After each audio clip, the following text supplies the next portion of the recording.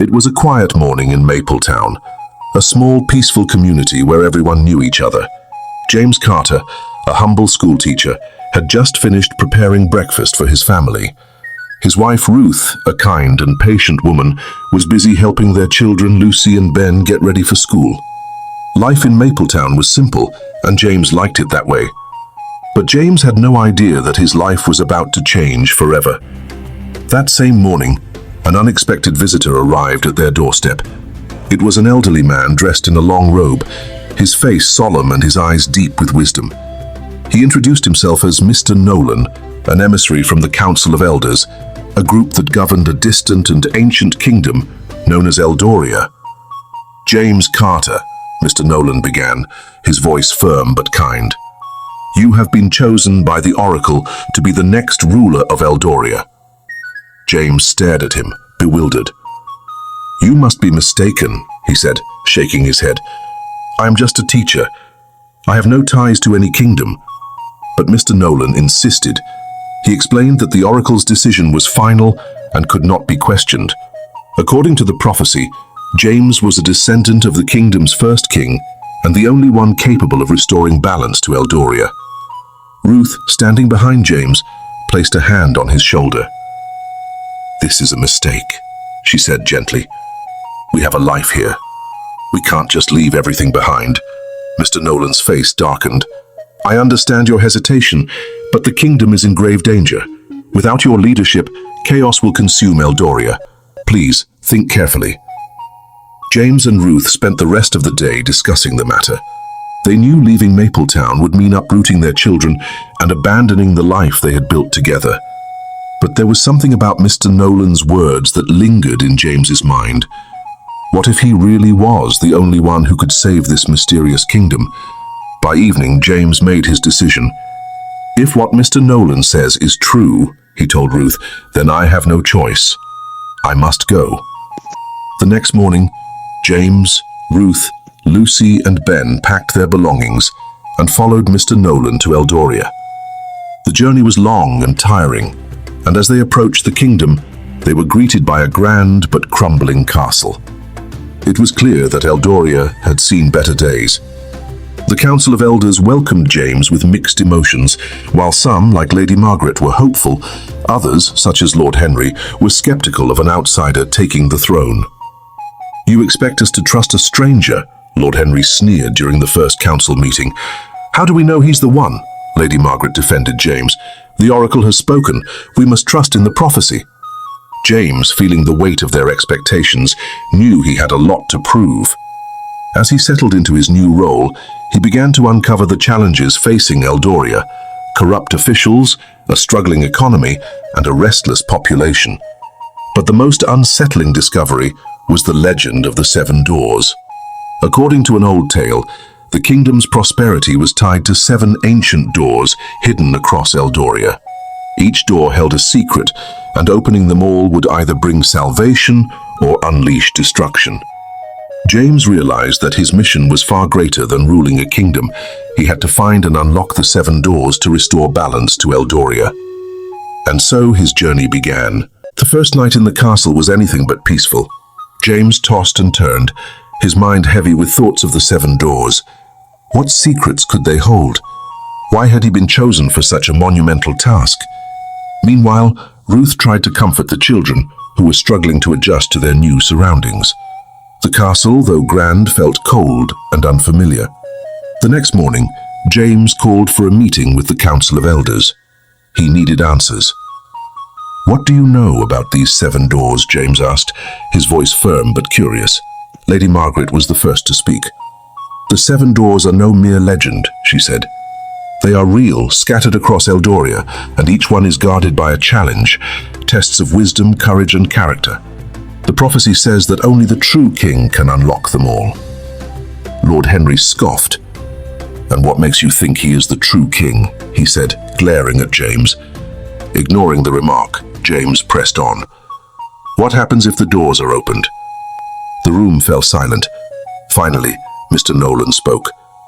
"If opened by the rightful heir, the doors will release blessings upon the kingdom, fertile lands, peace and prosperity. But if opened by the wrong person or with ill intent, they could unleash a curse so great it would destroy Eldoria. The stakes were higher than James had imagined, but he also knew he couldn't face this challenge alone. He needed allies. "Who will help me find the doors?" James asked. After a brief pause, 3 people volunteered. Daniel, a brave but headstrong young warrior. He was eager to prove himself and vowed to protect James at all costs. Grace, a scholar and historian with a deep knowledge of Eldoria's myths and legends. She believed the key to finding the doors lay in the kingdom's ancient texts. Elijah, a skilled tracker who knew every corner of Eldoria's rugged terrain. His calm demeanor and resourcefulness made him an invaluable asset. The group decided to start their search in the forest outside Eldoria, where the first door was rumored to be hidden. Grace spent hours studying old maps and scrolls, piecing together clues about its location. "According to this," Grace said, pointing to a faded map, "the first door is in the Heartwood Forest, near a place called the Whispering Stone." "Heartwood Forest," Elijah said, his brow furrowing. "That's dangerous territory. The forest is said to be enchanted, and no one who enters comes out the same." James felt a pang of fear, but quickly pushed it aside. "We have no choice," he said. "If we want to save Eldoria, we must face whatever lies ahead." The group set out early the next morning, leaving Ruth and the children under the protection of the castle guards. The journey to Heartwood Forest was grueling. The path was steep, and the air grew colder with each passing hour. As they approached the edge of the forest, they could hear the sound of whispering, soft, eerie voices carried by the wind. "We're close," Grace whispered, her eyes scanning the trees. But as they ventured deeper into the forest, the whispering grew louder and more unsettling. Shadows danced between the trees, and strange symbols seemed to glow faintly on the bark. "Stay close," Daniel said, his hand on the hilt of his sword. After hours of searching, they finally found the Whispering Stone, a massive boulder covered in intricate carvings. In front of it stood an ancient wooden door, its surface engraved with symbols that seemed to pulse with a faint light.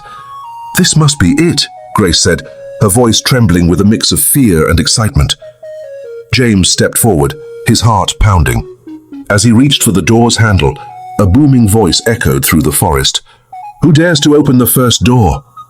The group froze as a figure emerged from the shadows. It was a towering guardian, its body seemingly made of tree bark and glowing veins of light.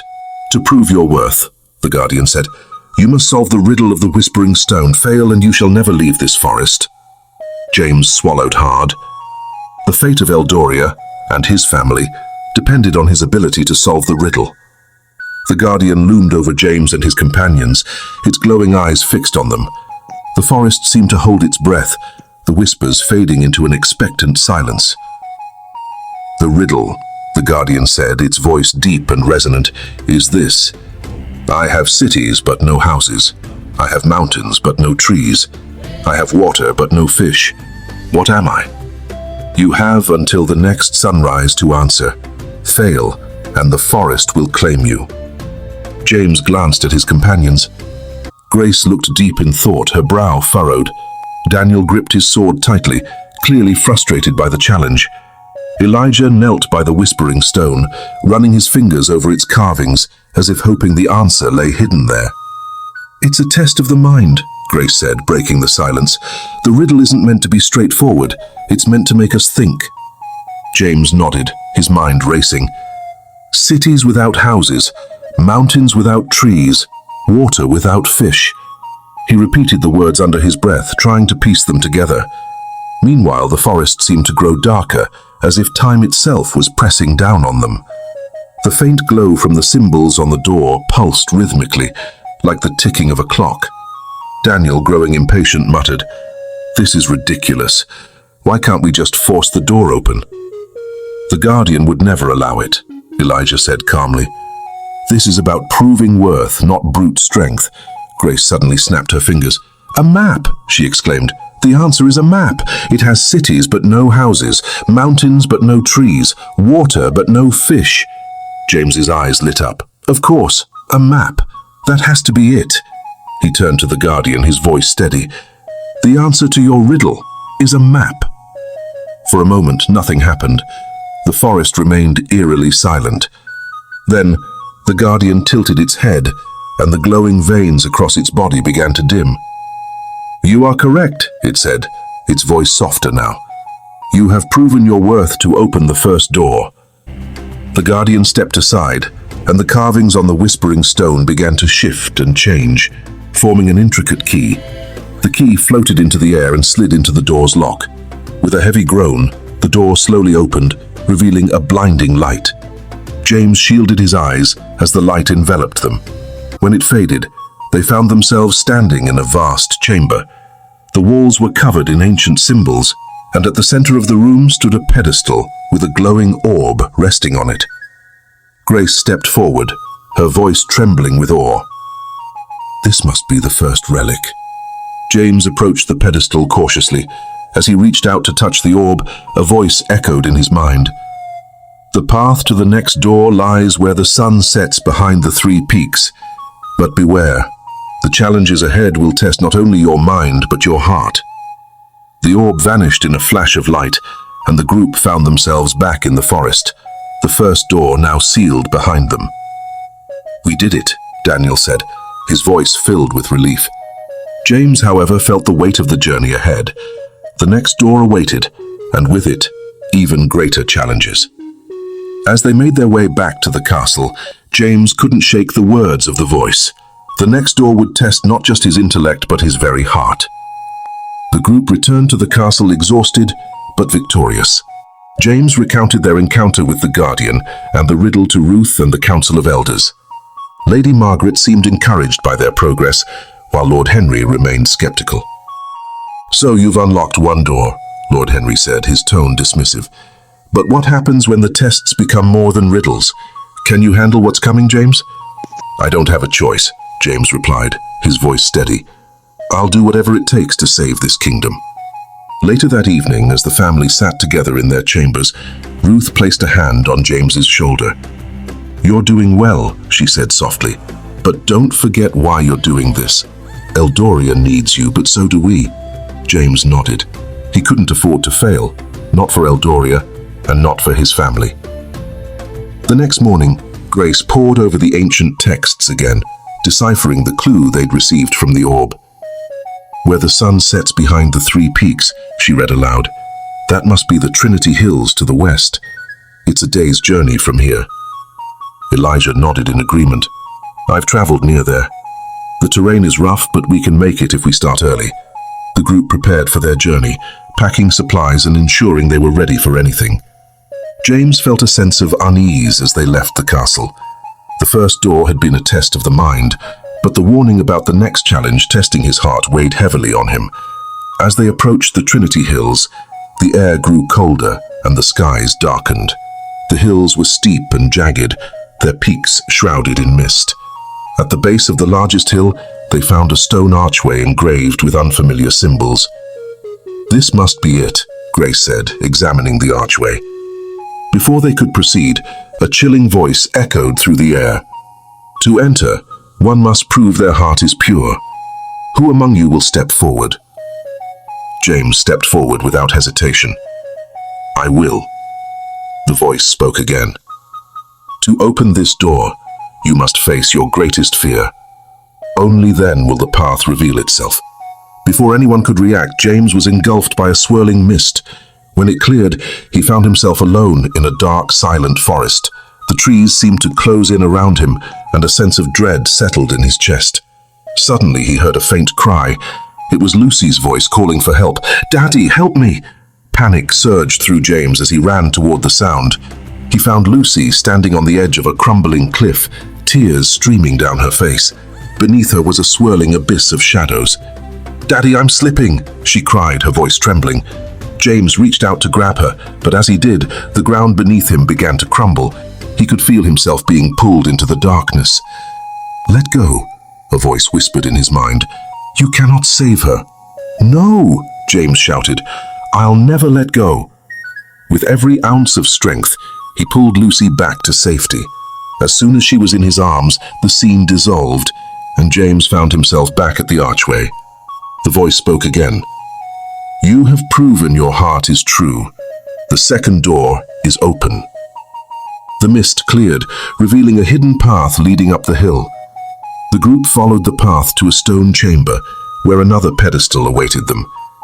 This time it held a golden key.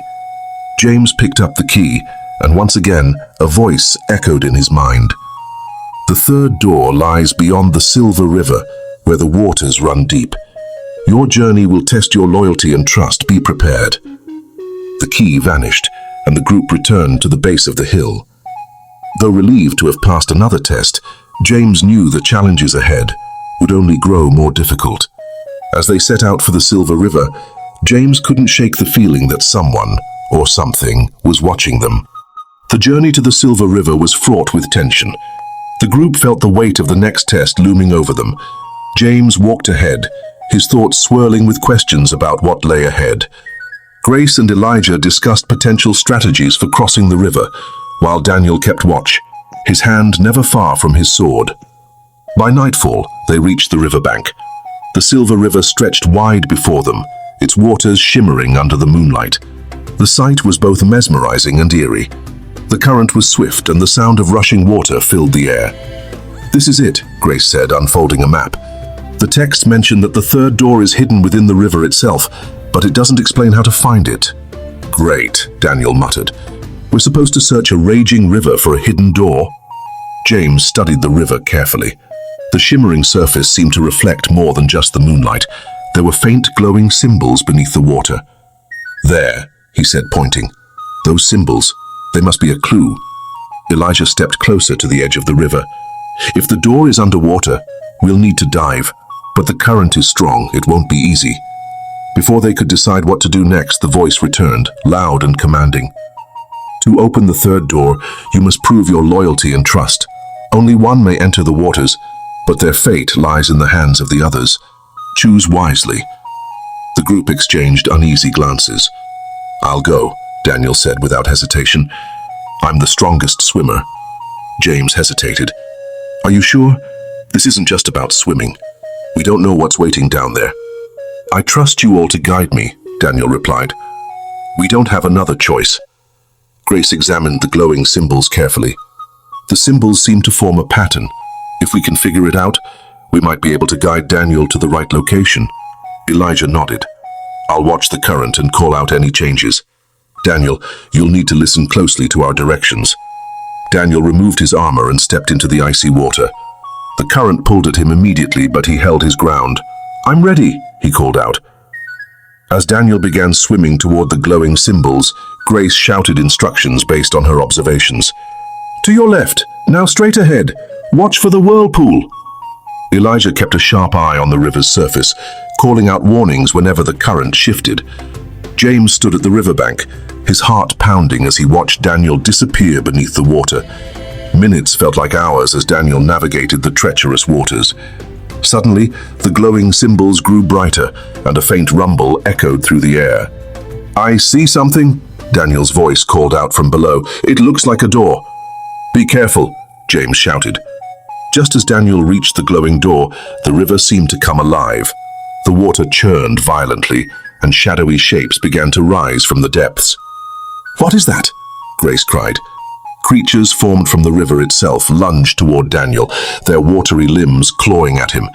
Daniel fought to hold his position, but the current and the creatures were too strong. "Pull him back," James shouted. "No," Daniel yelled, his voice defiant. "I can do this, just keep guiding me." Grace's voice trembled as she shouted, "The key! Look for a symbol shaped like a sun. It should open the door." Daniel reached out, his fingers brushing against the glowing door. As the shadowy creatures closed in, he pressed the sun-shaped symbol. A blinding light erupted from the door, and the creatures dissolved into mist. The river calmed instantly, and Daniel resurfaced, clutching a silver amulet. The group rushed to pull him back to shore. "You did it!" James exclaimed, helping Daniel onto the riverbank. Daniel, shivering and exhausted, held up the amulet. "This must be the key to the next door." As James took the amulet, the familiar voice echoed in his mind.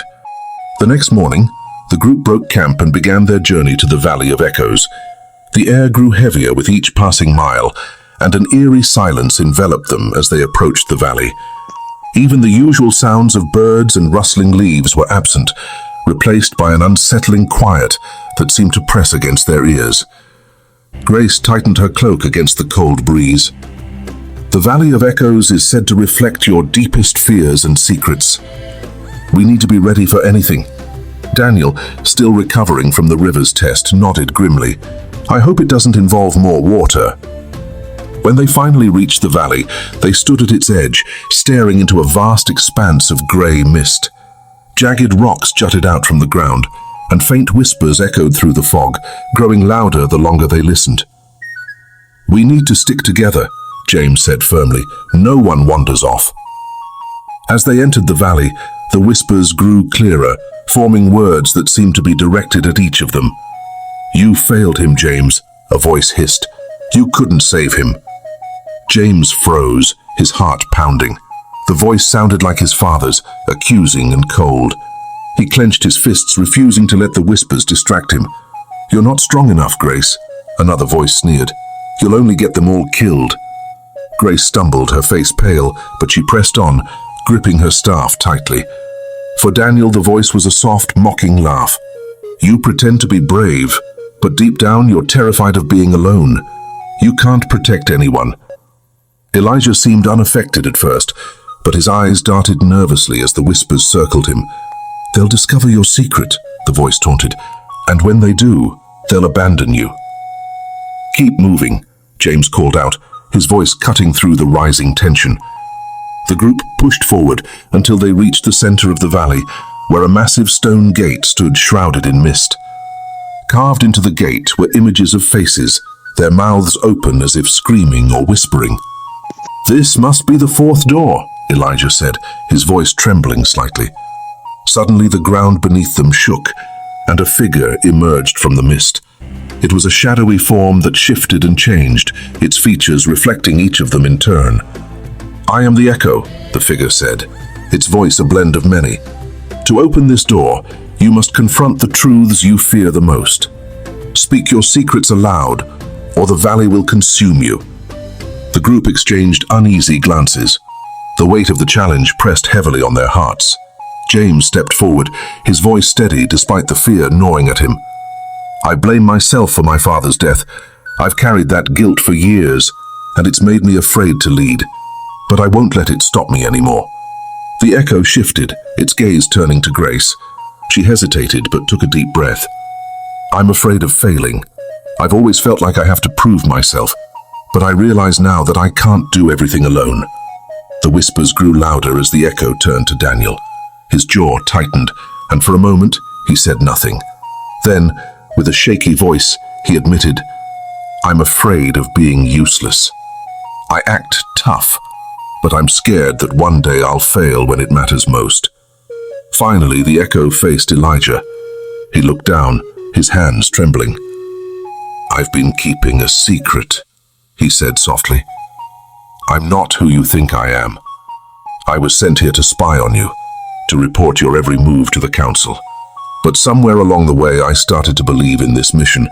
I want to help you now. The group stared at Elijah in shock. The Echo's form began to dissolve, its voice echoing one last time.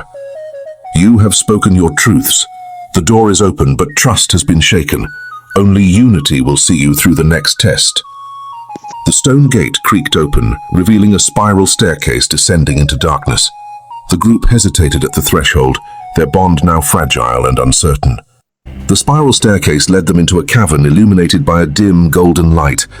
The air was warm, almost suffocating, as they stepped into a chamber where 7 pedestals stood in a perfect circle.